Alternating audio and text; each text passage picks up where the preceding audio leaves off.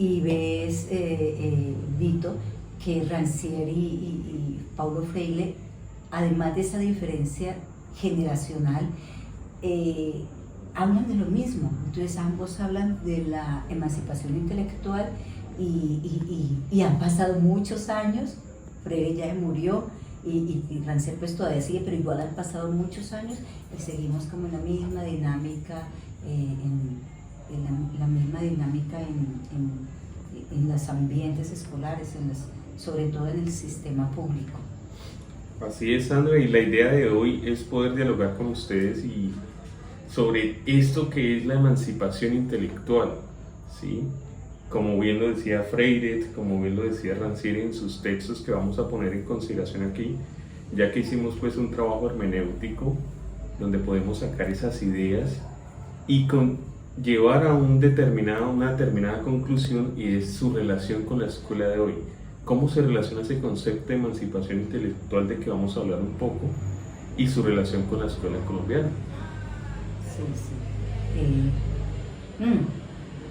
Freire empieza en el Brasil con los campesinos cortadores de caña emancipados y oprimidos, por supuesto, con unos opresores terribles, y los campesinos creían que ellos merecían esa vida.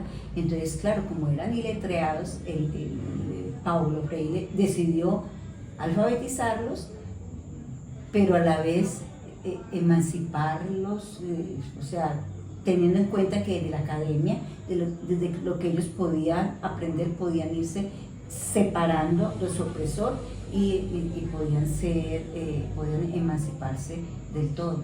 Y fue un buen ejercicio el que hizo, pues pues por supuesto, él se dio cuenta que la educación tradicional traía pues, todo lo que tiene, inclusive aún la educación tradicional, que el profesor o el docente cree que está por encima del estudiante y que sabe más, y entonces por supuesto este oprimido se cree peor que el que sabe más. Entonces, claro, Freire se dio cuenta y le llamó a la educación tradicional educación bancaria, donde los profesores basean todo su conocimiento digamos, en la cabeza de los oprimidos, de los estudiantes, y no, la idea no es esa, la idea es que sea algo horizontal. Claro, ahí me acuerdo cuando hablas de esa situación de la educación bancaria de la Edad Media. Si nos remontamos a la Edad Media, cuando Juan Moscomelio, que es el padre de la didáctica, nos habla de que en ese entonces a los estudiantes los veíamos como unas tablas rasas, sí. Personas sin cerebro, donde lo único que era llenar de información, ¿sí? Entonces fíjate que la historia de la educación, de la pedagogía, aunque lleva muchos años, se ha ido transformando, pero siempre tener un fin, esa emancipación. Pero ¿por qué no hablamos con los compañeros qué es eso de emanciparse? Fíjate entonces, Sandra, que Rancière, que continúa esos trabajos sobre lo que es la emancipación intelectual, nos propone dos textos que creo que los vamos a dialogar rápidamente. Uno es El maestro ignorante, que lo lees tú, y otro es El espectador emancipado, que ahí nos va a dar un poco sobre ideas o metáforas, ¿sí? Para que nosotros podamos descubrir qué es eso de la emancipación intelectual y podamos llegar a la conclusión de cuál relación tiene con la educación actual. Pues mira, El maestro ignorante, a mí me llamó mucho la atención el título, me pareció como chévere, y hay un personaje, Jacotot, es un maestro de varias áreas, o sea, un maestro universitario de varias áreas. Pues resultó siendo exiliado y debió irse para Holanda. Pues no sabía nada de holandés, y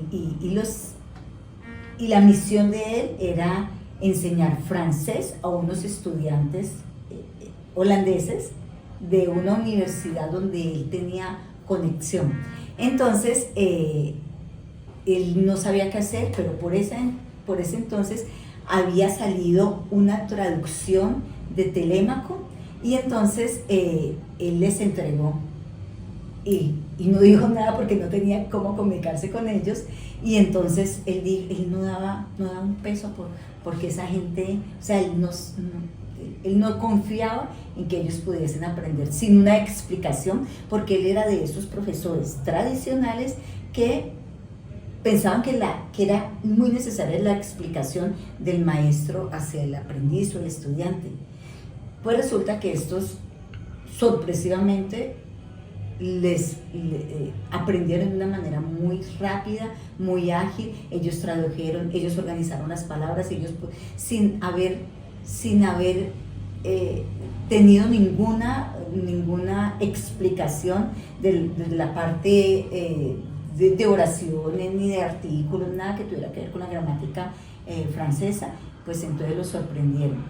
Y entonces Rancière habla de la explicación. Entonces, y es muy relacionado con la experiencia que tuvo Jacotot, porque el libro, entonces él dice, si hay un libro, si está la inteligencia de un libro y está la inteligencia de un estudiante, ¿qué necesidad hay de la intervención, la explicación de un profesor? ¿Por qué tendría que haber una tercera persona que se meta allí como entre las dos inteligencias? Entonces, ¿qué pasa? Si el profesor lee el texto para explicarle al estudiante, entonces eso va a ir con todas las concepciones anteriores que tiene el profesor, con toda la experiencia que tiene el profesor, y entonces o sea, el estudiante no se va a emancipar porque va a tener los conocimientos que adquirió el profesor del libro. Qué bueno, y fíjate que en esas metáforas que habla Rancière, en este texto del espectador emancipado, él pone en consideración el teatro. ¿Tú has ido al teatro? Sí, claro. Entonces fíjate que él hace una reflexión frente a eso, donde nos dice, hey, el teatro debe dejar de que el espectador sea participante, activo, que reflexione sobre lo que está pasando en escena, que deje de ser un voyeur, un voyerista pasivo, que es un poco, creo que habla del maestro ignorante, ¿sí? Donde se relaciona también esos procesos y nos dice ya Rancière que no hay una sola inteligencia, hay diversas inteligencias, y que es el maestro cuando es consciente de que hay una ignorancia, ¿sí? No es llenar esa ignorancia, sino permitirle al estudiante que reconozca su propia ignorancia, ¿sí? Que sea partícipe de esos procesos. Que tú hablabas un poco sobre la lectura y me relacionaba un poco a lo que Juana Moscomeño hablaba, ¿sí? En épocas medievales, de la tabula rasa. Sí, sí. Aún vemos al estudiante como ese sujeto pasivo que simplemente está sentado frente a nosotros, llenarle información y no más. Sí, sí, sí. Y mira que pues, hablando de otros, Lev Vygotsky hablaba de que el aprendizaje era como una ola, iba y venía, y resulta que nosotros venimos con un aprendizaje inclusive desde la gestación, ya desde el bebé, de que está en gestación, tiene un aprendizaje, entonces no puede, y adquiere su aprendizaje solo.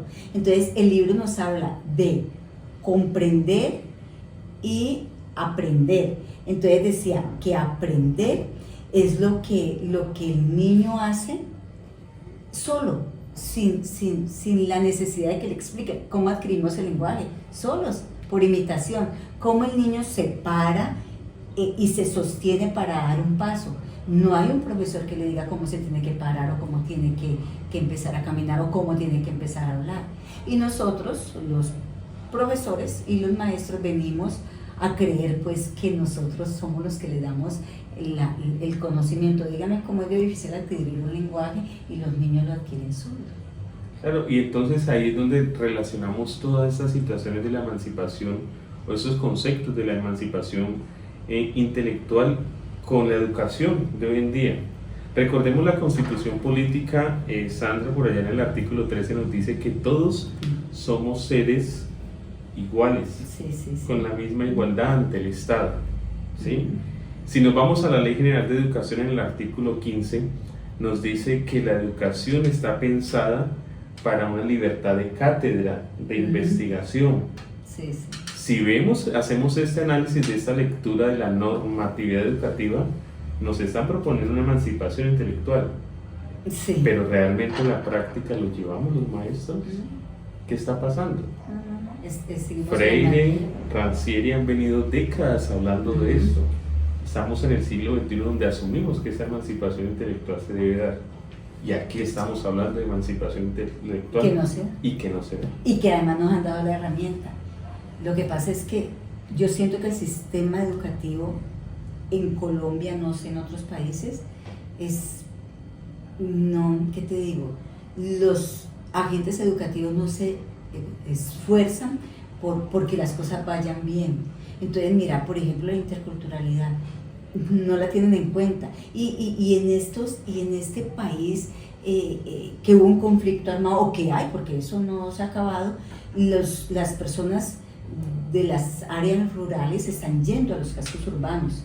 Y entonces son personas diversas, son personas de la comunidad NAR, de las comunidades indígenas, y están llegando, los ROM están llegando al casco urbano, y los profesores, agentes educativos, docentes, estamos así, no miramos a ver de qué manera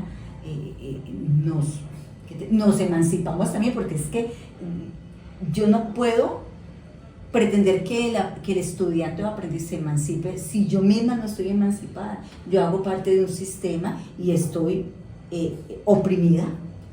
Correcto. Si lo vemos así, es de esa manera. Y por último, para ir cerrando la evaluación, decreto 1290 nos dice que la evaluación debe ser abierta, progresiva, pero nos evalúan desde un estándar. Sí. Entonces, Sandra, yo creo que ese diálogo es una pequeña y una mínima propuesta para que nos sigamos pensando de emanciparnos primero como maestros, como sociedad, y seguir con nuestros estudiantes.